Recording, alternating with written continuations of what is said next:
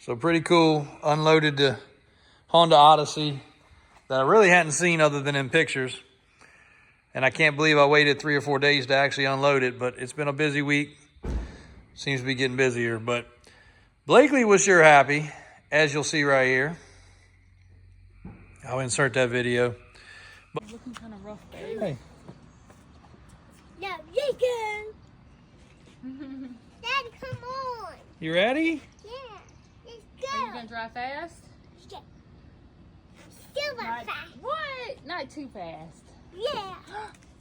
Dad, come on. You can't get every pickle. Yes. You can't get every pickle. You can't get every pickle. You can't get every pickle. Get out of here. But this right here, out of everything I've been buying lately, probably has the most importance to me out of everything. The reason for that is I was probably 5 years old. So this one here is a 1981.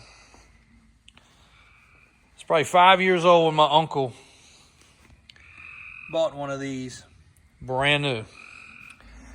That's some pretty cool uncles. My one uncle works for me. The other uncle is younger, so he was actually, no kids, not even married. He had the cool toys. So growing up, he was the one with the cool stuff, and he had the first Odyssey, and then he had a 3-wheeler he converted to a 4-wheeler, and he had some really cool toys. But anyway, he let me ride. He was gonna let me ride it by myself. He said, "Jump on." And for those that hadn't been following, I actually have, strangely enough, in my other building, a set of front fenders for one of these. The whole reason I bought the other one over there, which we'll walk past before we get done with this video. Another cool thing with this one is 1981, first year of second generation with electric start. That's handy. That's really freaking handy because the pull start's not in a good spot and you literally almost have to take the motor apart to get that off to put a rope on it. Push start, pretty cool. Push button start. This one's even still got the sticker there, the netting here, all that's factory, even the headlight works. So, there's sticker down bottom. Seat's been redone. Nice though, but that would have been all black from what I remember. And no foot pedals, everything's on the hand. Brake right there, throttle right there, pretty cool. So, part of this video, about showing you guys an Odyssey. Double spark plugs, that's filling the hole. It's not 2 cylinders, just one. 2-stroke, 250. This one be a 250 series. No passengers. We broke that rule already today. But roll cage, parking brake, throttle, brake, headlight switch. It's a nice bike. It's a really nice bike. So I'm glad we were able to pick it up. Cannot believe I just now, for the first time, got a chance to ride it.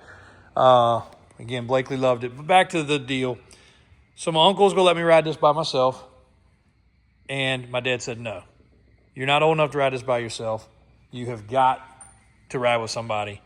And he jumped on with me. So we go buzzing across our farm, coming back. And I guess I was getting close to people. And these things rip pretty good. Like, it was pretty quick. It was probably the quickest thing you could get back in the day, other than a 250R 3-wheeler.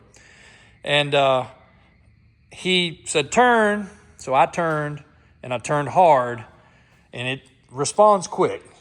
And we went to roll over. And in rolling over, he put his arm out the side right here, because that's the natural thing to do, to try to hold me. Had seat belts, but I'm sure we didn't have them on. Put his arm out, trying to catch us, hold me at the same time. And unfortunately, the roll cage came over right here and broke his wrist/arm. I think that was the only bones he ever broke. So I actually told that story at his funeral. And I think they were the only bones he ever broke in life, were what I broke on that episode there. So these things mean a lot. I guess that's a bad story, but at the end, it's a huge memory. My uncle and his very good friend, which is still a very good friend of the family, persisted at that point, which was, 40 4 years ago now, to go and roll them over and do flips with them and do everything you could do, because you could actually go up a hill and barrel roll backwards down the hill. And the cage would bend a little bit, and then you bend it back out and you start over again. Such freaking cool machines. Now this one, you can see right here, the gold under the wheels. So I'm gonna have to definitely strip all this paint off, because gold is the proper color for the wheels. And it's got a serious alignment issue. It's gonna need some tires. Tires on the back are fine. Tires on the front are no bueno. So we'll get that all taken care of. But yep, so a lot of history with that. Really nice Moto 4 Yamaha. Got reverse. One of the first bikes probably to have reverse. That's why they bragged about it. Shaft drive, all original, 84, 85. Completely original. Matter of fact, it really had no scratches until I just hauled it and scratched up the back right here where it rubbed against the trailer. All right, I should learn even after hours. I need to put my phone on silent to try to do a video. But here's the other one. I pulled the roll cage off to send a powder coat. I straightened it up a little bit. It did have some bends in it. This is a non-electric start, so I can only assume it's an older model, but it does not have a year sticker. But now that it's this far poor apart, I've got to finish it. I do have the seat cover for it. I've got to rebuild the motor, more than likely. And then, of course, this one will need a aftermarket set of fenders or whatever's available. But as far as what's on the project list, most of these are ready to start going to the showroom. This one needs a tire. A few of the 70s are actually getting ready to go to Binky's collection. Binky's Forever ATC. Big red 250 there, got a carb overhaul. Locate a set of factory oats, Ohatsu, or oats if you're technical, for a 70 that are in good shape. Big red here is getting a motor replacement just because I was glutton for punishment, but Tabitha wanted to learn about doing a motor. So we're gonna do a motor overhaul on this one, full rebuild, and then we might as well go ahead and restore this bike. And the 70 motor is going back together. Parts and pieces are ready. Those need to go to paint and powder coat. Those are done. And this is a full restoration. This is the yellow one. All new parts for this one. So it's a full restoration. Next one up's gonna be green, then the red one, then the blue one, which will be crazy nice when it's done. So glutton for punishment, parts everywhere. We'll get some of this stuff done. But this runs and operates, does good. I need to put a fresh plug in it, probably some fresh fuel. And next up will be this. And the parts from paint and powder coat should be back from this next week. We'll get it put back together. While we're at it, might as well finish off. This one here is also going to get a full restoration. That's what it looks like with the seat off. Actually working on making these brackets, which is going to be pretty cool. Makes it a lot easier for me to put the things together. Little toolkit right there. Actually a spot where it holds an air pump. It's a really nice complete bike, still with the balloon tires, but they do leak, believe it or not. And if anyone knows where any other Suzuki stuff is out there, I am still looking for some fillers. I'd like to find a couple more 125s because I want to get those redone for my brothers.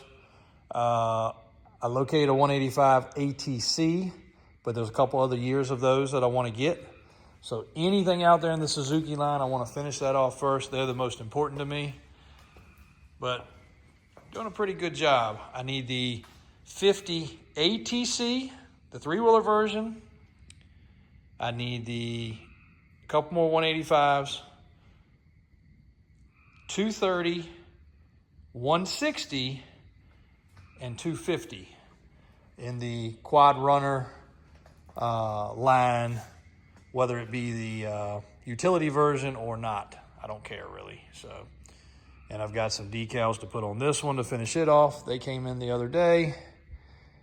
And these bad boys here will probably never be ridden, unfortunately.